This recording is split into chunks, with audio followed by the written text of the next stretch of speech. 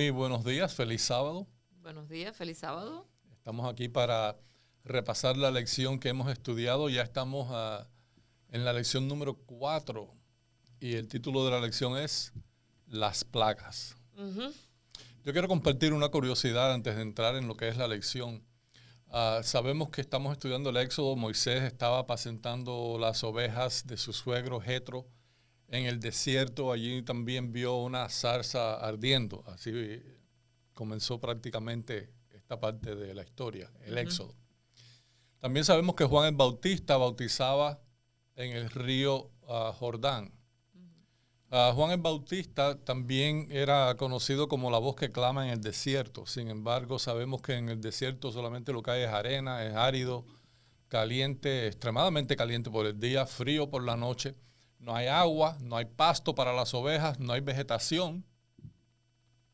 No hay vegetación para que haya una zarza y definitivamente no hay un río.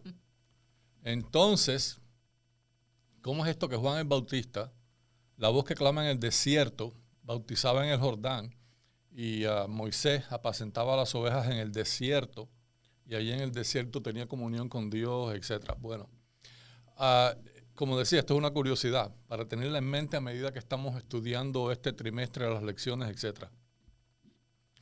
La versión en español, las traducciones en español dicen que Moisés estaba en el desierto, Juan el Bautista en el desierto, Jesús iba al desierto, se usa mucho la palabra desierto. Sin embargo, si vas a cualquier versión en inglés, la versión no dice desierto. Desierto en inglés se dice desert, pero la palabra que usa en inglés es wilderness. Pero yo traté de buscar la definición de wilderness y te sale desierto.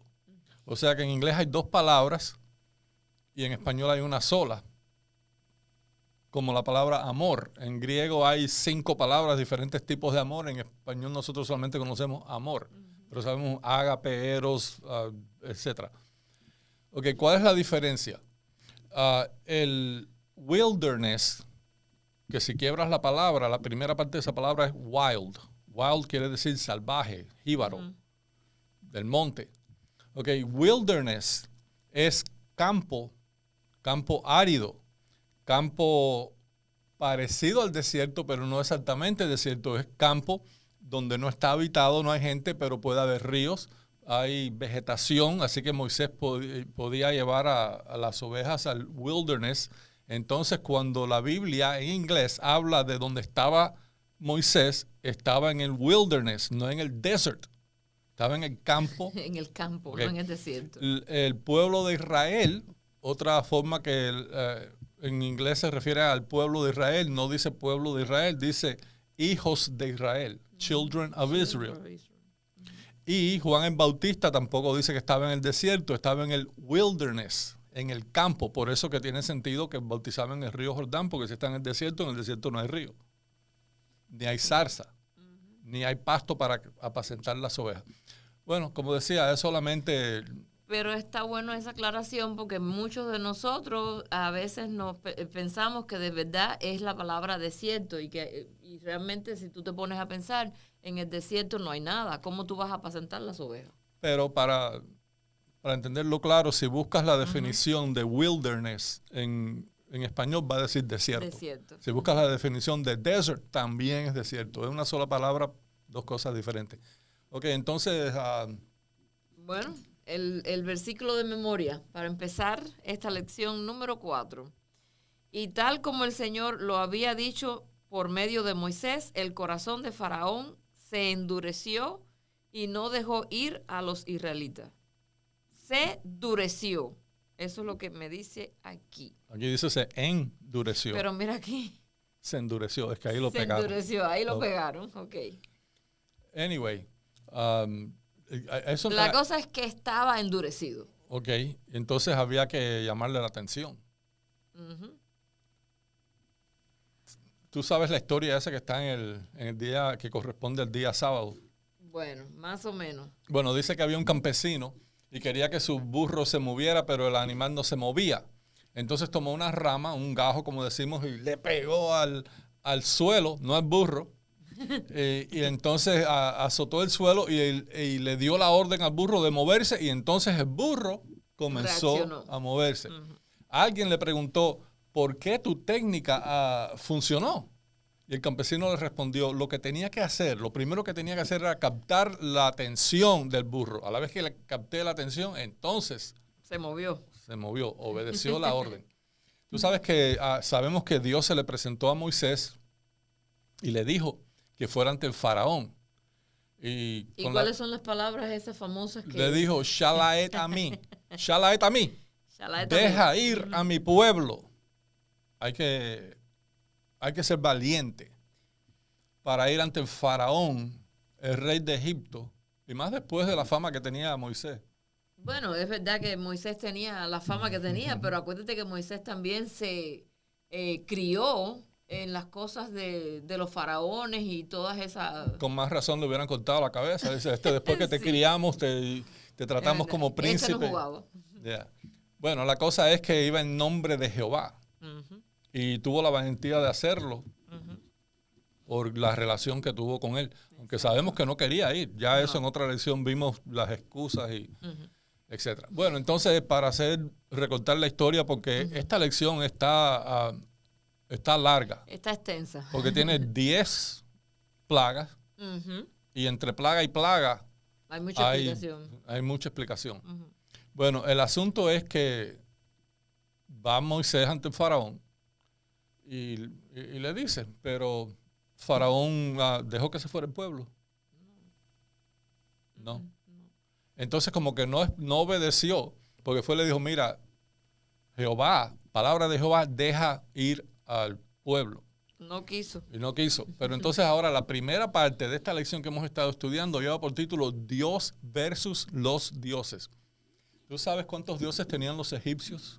No me acuerdo, pero tenían bastante. Eran 1500, ¿no? Dice la lección que más de 1500. Más de 1500, ok. Pero lo interesante de esto es que el faraón se consideraba a sí mismo uno de esos dioses. Estos reyes de aquel tiempo llegaban a un nivel que ellos pensaban que eran dioses. ¿Te acuerdas de Nabucodonosor? Claro. Nabucodonosor pensó que llegó a un nivel donde él, si no era Dios todavía, iba a llegar a serlo. Lo único que necesitaba es que le dieran más adoración. Con la adoración iba a llegar al nivel donde necesitaba estar. Pero el asunto aquí es que la lucha de Jehová no era contra Faraón, no era contra los egipcios, sino que era contra los dioses de los egipcios. Sí. En la corona del Faraón, ¿te acuerdas la figura que había en la corona del Faraón? Sí, no es la de la serpiente, Una culebra. una culebra. De la diosa Uadiet. Sí, esas palabras, esos nombrecitos están algo Uadiyet. interesante. Uadiet era personificada como una cobra, un símbolo de divinidad, realeza, autoridad y del poder soberano que egipcio tenía sobre las demás naciones. Y no era cualquier cobra, son esas cobras que escupen veneno, que llegan a una distancia, no sé, pero yo creo que como 8 pies o 14, algo así. Sí, son bastante grandes. Yo las he visto en televisión. Tiene que buena... y tiran el veneno. Bueno, supuestamente que los egipcios con el armamento egipto y que podían lanzar, que disparaban veneno a sus enemigos como lo hacía esta cobra. Bueno, la cobra aquí en la cabeza, etcétera. Ahora, si vamos a Éxodo 7:9, yo tengo aquí la nueva versión internacional. A ver, ¿dónde la tiene? Éxodo 7:8. Bueno, aquí la tengo en la pantalla que dice, el Señor dijo a Moisés y a Aarón, cuando el faraón les pida que hagan un milagro, Moisés, tú, dile al faraón que tome su vara y la tire al suelo ante el faraón. La vara se convertirá en serpiente. ¿Tú te imaginas Dios diciéndole esto a Aarón. a Moisés? A Moisés. Y Moisés así como que él no hablaba tanto, ya tú Bueno, sabes. la cosa es que lo hicieron. Ujú. Llegaron allí, faraón no aceptó, whatever, lo que pasó, y tira la vara al suelo y se convierte en una serpiente. Entonces, faraón enseguida llama a sus funcionarios, a los hechiceros, los sabios, los magos. Y hay una cosa interesante en el verso 11 que dice, pero el faraón llamó a los sabios, hechiceros, etcétera, como dije, dice, y mediante sus artes secretas los magos egipcios hicieron lo mismo. Esto no es juego. No, eso no es un juego. El enemigo tiene poder de hacer cosas. Jehová le dice a Moisés, dile a Aarón que tire la vara al suelo, se va a convertir en una serpiente. Pero llegan allí y esta gente que no tiene nada que ver con Jehová, También hacen lo mismo. Uh-huh. Ahora acuérdate, ellos representaban o eran representados por la cobra, por la diosa Audiyet, que representaba el poder de Egipto. ¿Y qué pasa cuando ellos tiran sus varas al suelo? Todas sus varas también se convierten en serpientes. Pero aquí está lo interesante. La serpiente de Moisés, bueno, de la vara de Aarón, se comió a las serpientes de ellos. Ya eso ahí, para ellos, eso es como decir un insulto, perdieron ventaja. Exacto. Porque ellos que seguían, que adoraban, les rendían culto a la diosa. Vamos a decir que los provocó más todavía. Ajá. Ellos, según ellos, creían esta diosa poderosa, la diosa de la cobra. Y viene la serpiente de Moisés y Aarón y se come las serpientes de ellos. ¿Qué pasó con la diosa de ellos? Pero tú sabes que en Efesios 12 hay un texto muy conocido que tú lo conoces que dice que no tenemos lucha contra sangre y carne. Por eso dice que la lucha de Jehová no era contra los egipcios y contra Faraón, era contra sus dioses. Pero claro, sus dioses eran los que influían sobre esta gente. Y a la misma vez, ellos eran los que le daban vida a los dioses. Sí. Entonces, aunque dice que la lucha no era con los egipcios y Faraón, sino con sus dioses, tiene como doble significado. La lucha era contra Faraón y contra los magos de Faraón, por la influencia que ellos tenían por sus dioses. Exactamente. Sí. Ahora, tenemos lucha contra potestades, principados, contra los gobernadores de las tinieblas de este siglo. De este siglo quiere decir de este mundo, del mundo, el tiempo que nosotros vivimos, contra huestes espirituales de maldad en las regiones celestiales. Por eso dice, por tanto, tomar toda la armadura de Dios para poder resistir y estar firmes. Si Moisés y Aarón no hubieran estado cubiertos de la armadura de Dios, yo creo que no llegan a decirle al faraón, deja a mi pueblo ir, no se podían presentar antes de terminar la frase. No, acuérdate que en las otras lecciones siempre empezamos diciendo la preparación que Dios le hizo a Moisés, porque realmente tenía que estar preparado para hacer ese tipo de trabajo. Bueno, Faraón creía que él era uno de esos dioses. Exacto. Y Nabucodonosor pensaba que él estaba en ese nivel también. Y cuando Daniel se presentaba a Nabucodonosor, oh rey que siempre viva en su majestad, y era todo ese asunto. Imagínate ahora el otro. Yo me imagino que el Faraón era bastante parecido. Pero bueno, la cosa es que Moisés y Aarón tenían en sus manos la supremacía del Dios vivo sobre la magia, la hechicería egipcia y todas esas fuerzas maléficas. Sí. Pasamos a las plagas. Okay. Rapidito, para que no se nos vaya el tiempo. No, primero sí, pero antes de las plagas hay un pedacito ahí donde hace una pregunta que es bien... ¿Quién endureció el corazón de Faraón? ¿Quién endureció el corazón de Faraón? ¿Quién endureció el corazón de Faraón? Bueno, dice en la historia del Éxodo que el corazón de Faraón se endureció y no los escuchó como Jehová lo había dicho, pero dice que hay por lo menos 9 citas donde dice que fue Dios quien endureció el corazón del Faraón. Pero también hay otras 9 citas donde dice que fue Faraón quien endureció su propio corazón. Exactamente. Entonces, estamos ahí. Hay que ver. Los dos endurecieron el corazón del Faraón. Sí. Solamente en esta pregunta podemos tener una lección entera. Porque fíjate, ahora mismo... Y tenemos 10 plagas. Sí. Así que... Ahora mismo, si tú te pones a darte cuenta, el Faraón empezó a endurecerse su corazón él mismo, a decir que no, todo el tiempo. Sí, pero ¿qué dice Éxodo 7:3? Bueno, dice, y yo endureceré el corazón de Faraón. Volvemos a lo mismo. Y multiplicaré en la tierra de Egipto mis señales y mis maravillas. Mis señales y mis maravillas. Bueno, aquí hay un plan. Eso es un plan. Bueno, sabemos que Dios odia el pecado. Sí. pero Dios ama al pecador. Exactamente. Y a veces nos cuesta trabajo entender que Dios quería salvar a Nabucodonosor. Dios quería salvar a Faraón, a pesar de que eran idólatras que adoraban otros dioses, que estaban metidos en brujería, hechicería, en todo ese tipo de cosas. Dios quería sacarlos de ahí. Sacó a Abraham de Ur de los Caldeos. De Ur de los Caldeos, sí.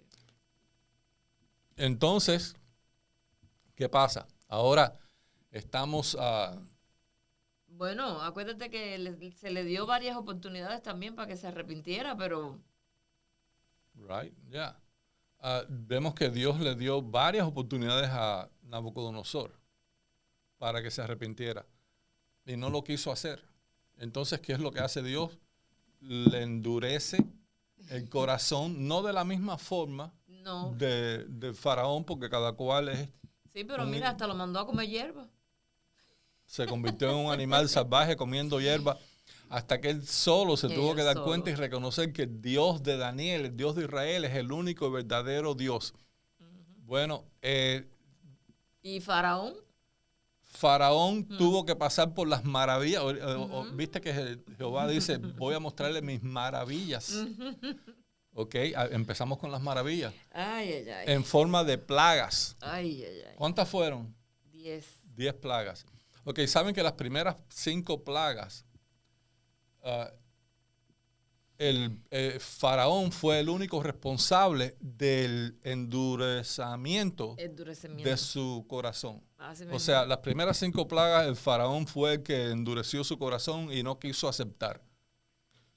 Pero a partir de la 6ª plaga fue Dios quien endureció el corazón del Faraón, como lo había anunciado a Moisés. Exacto, por eso ahí, en ese pedacito tú te das cuenta que desde el principio Dios le dio la oportunidad de poder echarse para atrás, pero no lo hizo, y entonces ahí Dios cumplió con lo que le dijo a Moisés.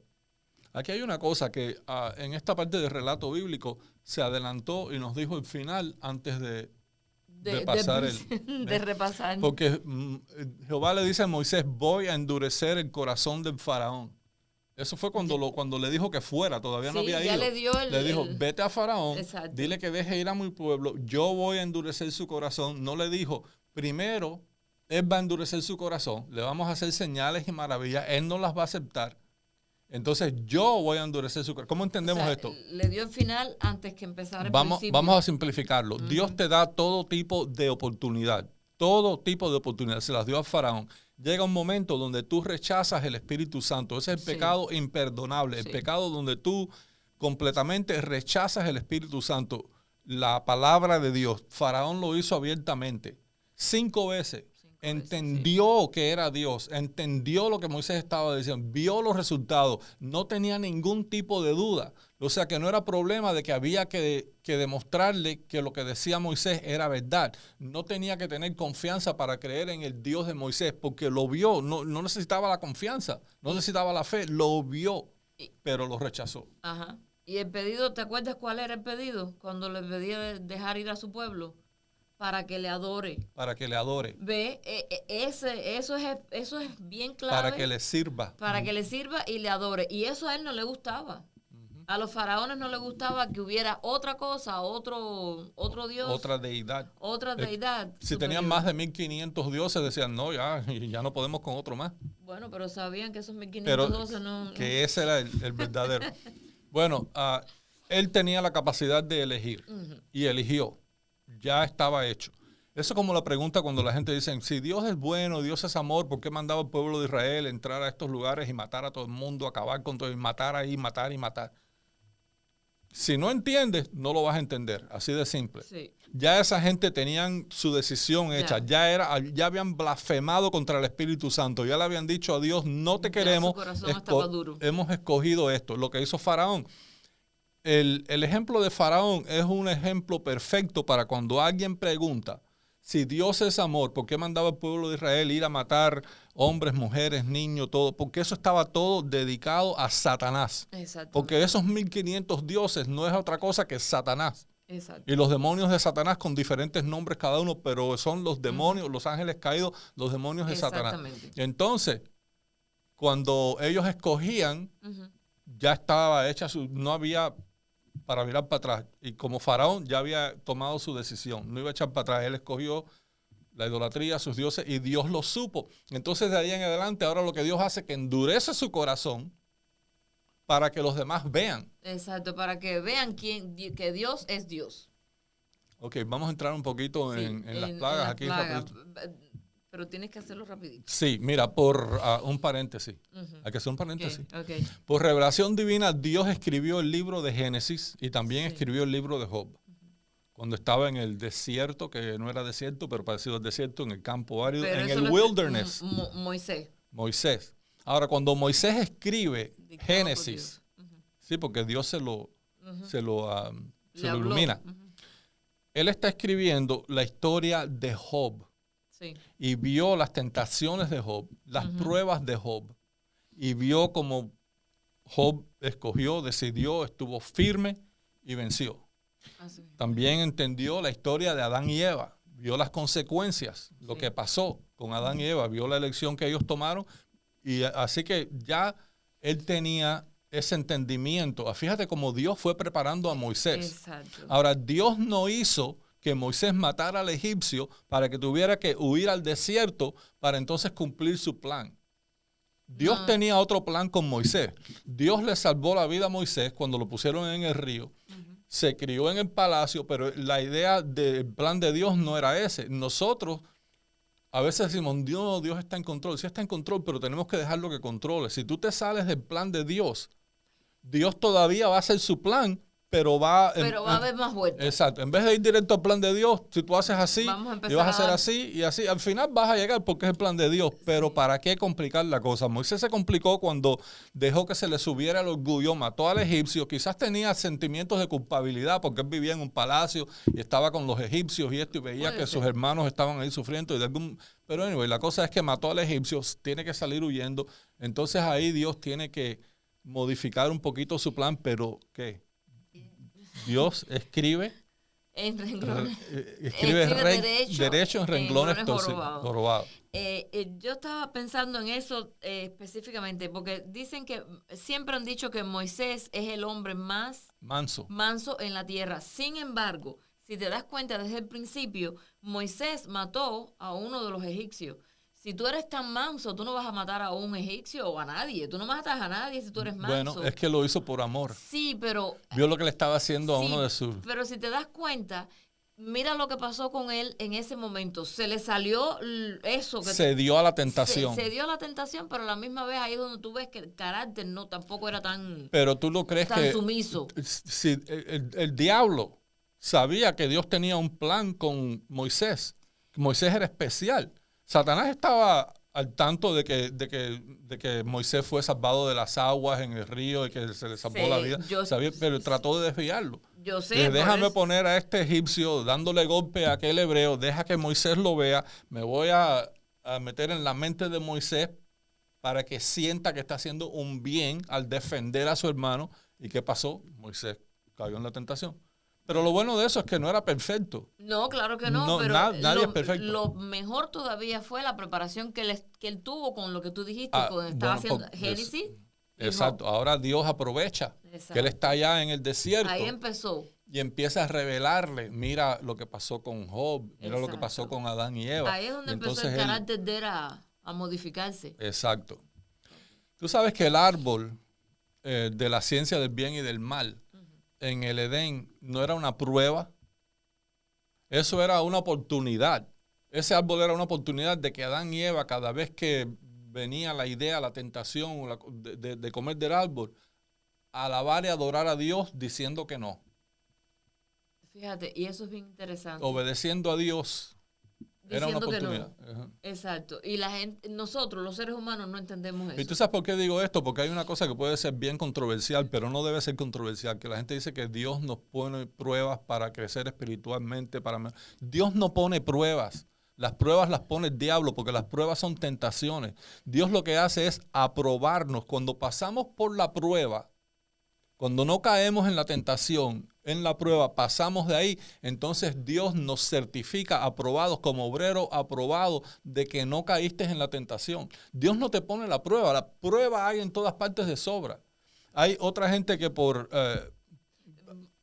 Bueno, Leandro, rapidito, como dices tú, cuando Jesús fue al desierto, que fue probado, no fue probado por Dios, Dios no lo probó, lo padre, probó Satanás. Lo probó Satanás. Lo que el Padre permitió que Jesús Exacto. pasara por la prueba. Y esa es la otra frase, que hay gente que dicen, Dios pone la prueba para mejorarte de alguna manera, para purificarte. Otros te dicen, no, Dios no prueba. Y hay otros que dicen, Dios no da la prueba, pero las permite, como para quedar bien con los dos. Sin embargo, pregunto, ¿quién fue responsable de las pruebas de Job? Y Moisés escribió Job, así que Moisés sabía. Sí, el responsable fue Satanás. Dios no le dijo a Satanás, vete y pruébalo. Le dijo, has visto a mi siervo Job, él es fiel. Y Satanás fue el que quiso ir y le dijo, quítale lo que tiene. Dios no le dijo, ok, déjame empezar a quitarle cosas. Fue idea de Satanás lo que iba a hacer. Y Dios le dijo, pero no le toques la vida. Entonces las pruebas, las tentaciones, las cosas malas vinieron de Satanás, las calamidades. ¿Con qué Siempre propósito? Vienen de Satanás. Para virarlo contra Dios.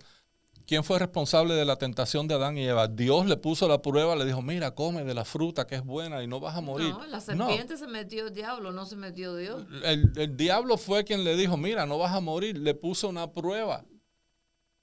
Y fallaron, cayeron en la tentación. Ellos fueron los culpables, ellos mismos, no fue Dios. Les trató de echar la culpa. Ahora, Dios prepara a Moisés en el desierto para esto. Yo quiero que nadie se confunda con este asunto eso es muy importante, de las pruebas. Si lo estudias y lo buscas bien, vas a ver que es una cosa de cómo la gente lo expresan, cómo lo dicen, que si Dios pone la prueba, esto, no, Dios te aprueba. Te aprueba porque en la prueba tú fuiste fiel. Ahora, Faraón no fue fiel. Es más que las 3 primeras plagas vimos que, la primera fue el río en sangre. Egipto. Yo no me puedo imaginar eso. No, Egipto dependía del río Nilo. Ese río. Todo era en base a eso. Todo era en base a eso. Y entonces, ¿qué pasa? Por orden de Dios, va Moisés y le dice, deja al pueblo ir. Faraón dice, no. Dice, ok, si no dejas ir al pueblo, pues con la vara de Aarón se convirtió el río en sangre. Bueno, Faraón dice, no, mira, ahora tu Dios que pare esto. Bueno, se paró el asunto. Entonces viene la segunda plaga, dice, deja al pueblo ir. Faraón dice, no. Ok, Jehová va a castigar con ranas. Esto está interesante porque dice, el río criará ranas que subirán y entrarán en tu casa, en la cámara donde duermes, sobre tu cama, en las casas de tus siervos, en tu pueblo, en tus hornos y en tus artesas. Y las ranas subirán sobre ti, sobre tu pueblo, sobre todos tus siervos. Y así fue. Aquello se llenó de ranas. Y una cosa que yo no sabía era que los egipcios le tenían miedo a las ranas y las detestaban. Entonces ahí Faraón se le... Oye, Moisés, ven, no, dale.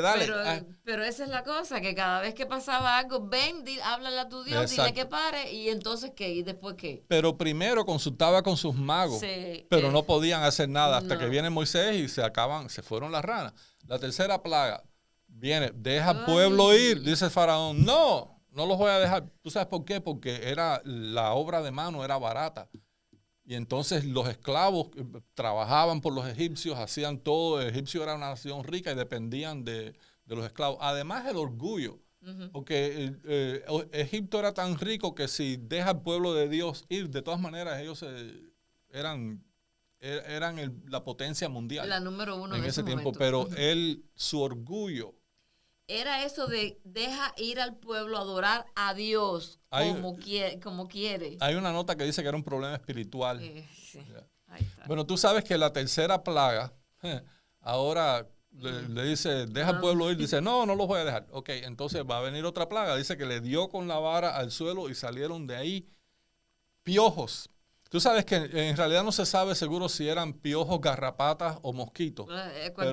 Cualquiera de esas cosas, ¿cuál es peor que el otro? Imagínate, pero no estamos hablando de como cuando tú vas a un lugar y hay muchos mosquitos. Esto es espeso, que tú haces así y si es que eran mosquitos. ¿Tú te imaginas que sean garrapatas que se le pegan a la gente en la piel y empieza a chuparle la sangre? Si son garrapatas, imagínate, y se te pegan y tú no te das cuenta hasta que tú y cuando vienes a ver. Y están pegadas, y se pegan y te chupan, son chiquiticas y se ponen grandes con tu sangre. La otra cosa es que en caso de que fueran piojos... Bueno, ok. Pregunten. Entonces, ok, llama Faraón a Moisés y dice, dale, ven para acá, resuelve este asunto. Y, ok, se acabaron los piojos. ¿Sabes? Ya, Pero yo no entiendo por qué siempre que Faraón decía, ok, para este asunto y háblale a tu Dios, hablaban con Dios, pero entonces seguían la misma cosa. porque eso es como el cuento de la tiñosa, que está lloviendo, tiene una gotera y dice, cuando escampe, voy a arreglar el techo.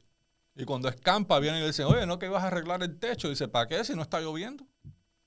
Eso le pasaba al faraón. Bueno, lo interesante de esto es que la primera plaga iba dirigida a Hapi, el dios del río Nilo. ¿Dónde estaba este Hapi? El dios del río Nilo cuando estaba lleno de sangre. La segunda plaga, ok, Heket, la diosa de las ranas. ¿Dónde estaba la diosa de las ranas? Pero fíjate que ellos tenían un dios para cada cosa. No, para y, el río, para más, la rana, más tenían 1500, sí, más de 1500. Luego la tercera plaga dirigida contra el dios Heb, el dios egipcio de la tierra. Acuérdate que le dieron la tierra y salieron todos estos animales. Después vinieron moscas, ganados, úlceras. Horrible. Y cada una de estas cosas tenía su dios.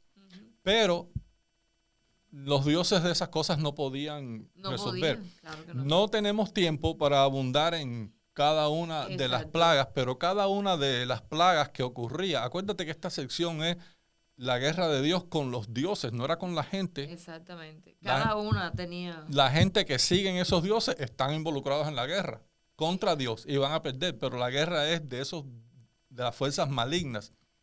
Y ¿te acuerdas qué pasaba cuando pasaban las plagas y qué pasaba con el pueblo de Israel? Que a ellos no les afectaba. Bueno, está también el dios Wayet, el dios egipcio de las moscas y los pantanos. ¿Qué pasó con este dios cuando aquello se llenó de moscas? También el dios Jepri era representado por la cabeza de una mosca. Tampoco estaba por ahí. No. Ok, pero como tú decías, cada vez que pasaba una de estas cosas, los egipcios estaban tranquilitos. Ellos estaban allá en la zona donde ellos vivían y allá no estaba pasando nada. Era como que el mundo se está acabando en una parte y allá donde tú estás, todo tranquilito. Sí, Egipto se está acabando, pero Israel está... Bueno, después vinieron otras plagas. Está el dios Hathor, la diosa del amor y la protección, representada por la cabeza de una vaca. ¿Dónde estaba cuando le cayeron estas plagas al ganado y las vacas se murieron, etcétera? También el dios toro, Apis, era muy popular y apreciado en Egipto. La sexta plaga tiene que ver con la derrota total de Isis, que era la diosa de la medicina. ¿Dónde estaba? ¿Cómo curaban esas cosas que le salían, úlceras y cosas? Nada que ver. También estaba Semet, diosa de la guerra y las epidemias. Allá había epidemias por todas partes, con los animales, con la gente. ¿Dónde estaban? Ok, y dios de la medicina y la curación, Imhotep. ¿Cuántos dioses hemos cubierto hasta ahora? Como 7, 8 por ahí. 7, 8 por ahí. Hay una nota que dice que el problema del faraón no era intelectual, era un problema espiritual. Eso lo habíamos dicho anteriormente. Por fin, después vino los granizos, langosta, oscuridad. Y tú sabes que el lugar allá donde estaban los hebreos, el pueblo de Dios, los judíos, no se oscureció, tenían luz. Sí. Sin embargo, Nut era la diosa egipcia del cielo, la que supuestamente controlaba el sol y las estrellas, las cosechas, la fertilidad. ¿Y qué pasó cuando había oscuridad? Osiris, la diosa entre Osiris y Nut, el cielo, la oscuridad, otra las cosechas, etc. Pero durante todas estas plagas, Dios anunció al faraón quién era él y que toda la tierra lo conociera. Podemos seguir, pero se nos acabó el tiempo, porque está también el dios Seth de las tormentas, y las tormentas que hay de granizo, lluvia, trueno. Shu era el dios de la atmósfera. Serapis, personificada la majestad divina. Así que Dios fue derrotando a cada uno de estos dioses, y esto es una cosa que tenemos que entender, por qué las plagas de Egipto. No era para castigar a Egipto porque no dejaban que el pueblo se fuera, era porque cada plaga tenía un significado. Derrotaba a los dioses en quienes ellos creían. Y este hombre, el faraón, los reconoció. se dio cuenta, pero no quiso aceptar. Proverbios 16, 18 tiene un texto que va aquí, y con esto terminamos, que es como el broche de oro, que dice: la soberbia precede la ruina y la altivez de espíritu la caída. Fíjate que los magos, los hechiceros, los sabios de Faraón le dijeron: ya, acaba de dejar el Dios de ellos, es más, ya lo demostraron, ya estás arruinando a Egipto. Sí. Y finalmente Egipto llegó a la ruina. El ejército de Faraón, como sabemos, cuando llegaron al Mar Rojo, se acabó todo. ¿Por qué Faraón no escuchó la voz de Dios? No escuchó la voz de sus magos, hechiceros y sabios. No escuchó el pueblo. Porque su orgullo, el orgullo viene de Satanás, desde el cielo. Así mismo es. No pasó la prueba. No. No fue aprobado. No. Pero gracias a Dios que nosotros todavía tenemos una oportunidad.